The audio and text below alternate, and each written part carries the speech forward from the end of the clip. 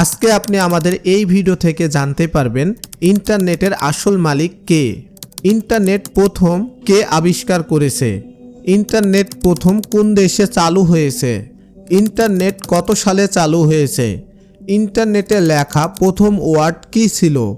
এছাড়াও জানতে পারবেন যিনি ইন্টারনেট প্রথম তৈরি করেছিলেন সে কেন মালিক হননি। আপনাদের প্রথম প্রশ্ন হলো ইন্টারনেটের আসল মালিক কে। এটা বুঝতে হলে আপনাদেরকে আরও গভীর থেকে তথ্য জানতে হবে।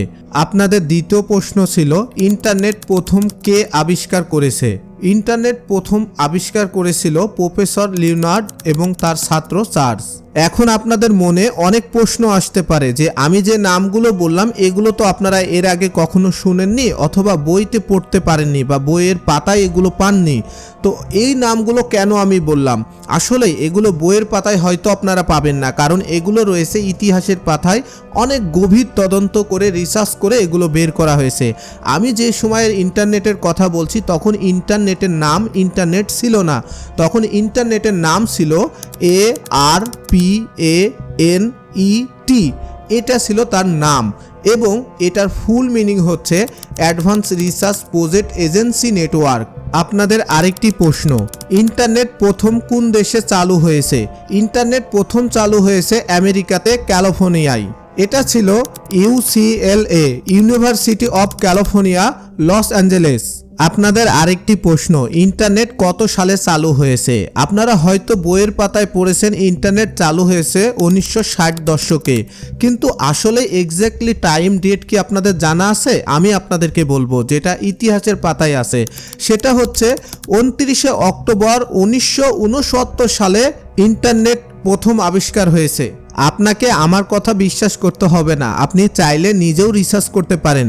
সেদিন ছিল 29 অক্টোবর 1969 সাল, ক্যালিফোর্নিয়া ইউনিভার্সিটিতে 3420 নম্বর রুমের মধ্যে এই আবিষ্কারটি হয়েছিল সর্বপ্রথম।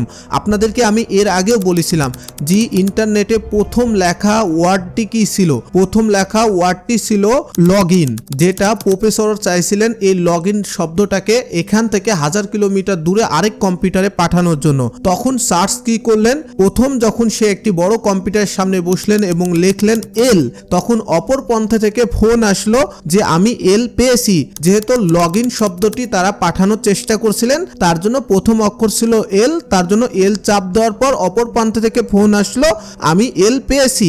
তারপরে যখন ও চাপ দেওয়া হলো তখন অপর প্রান্ত থেকে ফোন আসলো জি হ্যাঁ আমি ও পেয়েছি। যখন জি চাপ দেওয়া হলো তখন পুরো সিস্টেমটাই ক্র্যাশ করলো। এখন যদি আপনার প্রশ্ন হয় ইন্টারনেটে লেখা প্রথম ওয়ার্ড কী ছিল, তাহলে বলবো প্রথম ওয়ার্ড তাদের উদ্দেশ্য ছিল লগ ইন লেখা, কিন্তু লগ ইন লিখতে পারেনি, শুধুমাত্র এল এবং ও লিখেছিল, তারপরে সিস্টেম ক্র্যাশ করেছিল। তার জন্য ইন্টারনেটের প্রথম লেখা হচ্ছে LO। চলুন এখন আপনাদেরকে একটু পরিষ্কার এবং সহজভাবে বুঝিয়ে বলি যাতে আপনারা সহজেই বুঝতে পারেন। ইন্টারনেটের ভিত্তি তৈরি হয়েছিল 29 অক্টোবর 1969 সালে। তখন ইন্টারনেটের নাম ছিল ARPANET। ভিত্তি তৈরি করেছিলেন প্রফেসর লিওনার্ড, তো তার ফুল নেম ছিল প্রফেসর লিওনার্ড কাইন রক এবং তার ছাত্র ছিলেন চার্লস, তার ফুল নাম ছিল চার্লস ক্লাইন। তারা আমেরিকায় UCLA ল্যাব থেকে প্রথম মেসেজটি পাঠিয়েছিলেন, মেসেজটি ছিল LO।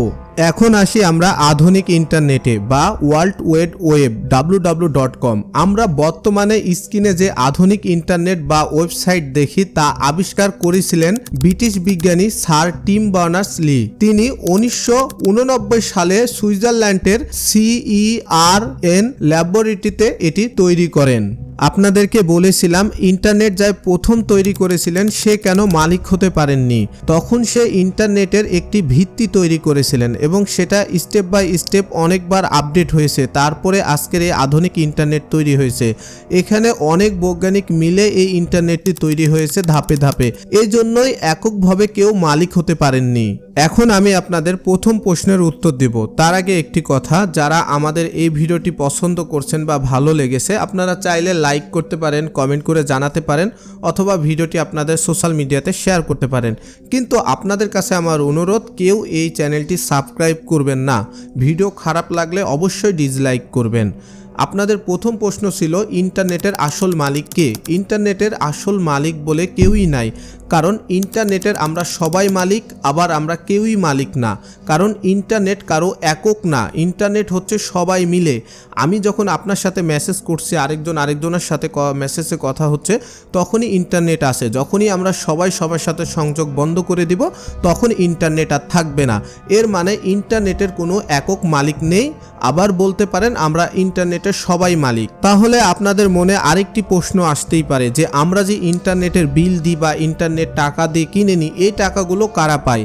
আসলে এক দেশ থেকে আরেক দেশের সাথে যখন আমাদের ইন্টারনেট কানেকশনটা তৈরি হয়, এটা একটি তারের মাধ্যমে তৈরি হয়। এটা সমুদ্র তলে অনেক মোটা মোটা ওয়্যার আছে, অর্থাৎ তার রয়েছে, তার সাথে আমাদের কানেকশন আছে। এই তারগুলো যে বড় বড় কোম্পানিগুলো কোটি কোটি টাকা খরচ করে সমুদ্রের তলে বিছিয়েছে, শুধুমাত্র তারাই এটার খরচ বহন করার জন্য এই টাকাগুলো তাদেরকে দিতে হয়। অর্থাৎ এক দেশ থেকে আরেক দেশে ইন্টারনেট নেওয়ার জন্য সমুদ্রের তল দিয়ে অনেক মোটা মোটা তারগুলো নেওয়া হয়েছে।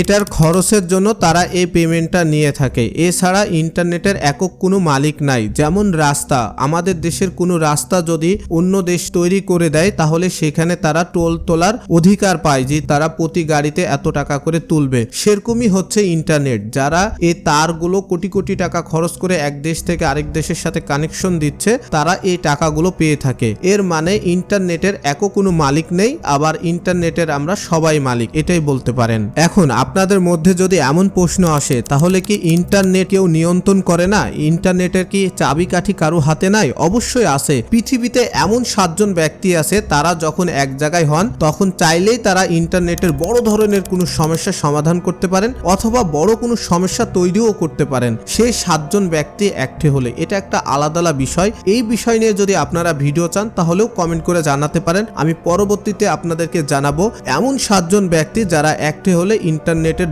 সব রকম সমস্যা দূর করতে পারেন, আবার সমস্যা তৈরিও করতে পারেন, যাদের হাতে আছে মূল চাবি।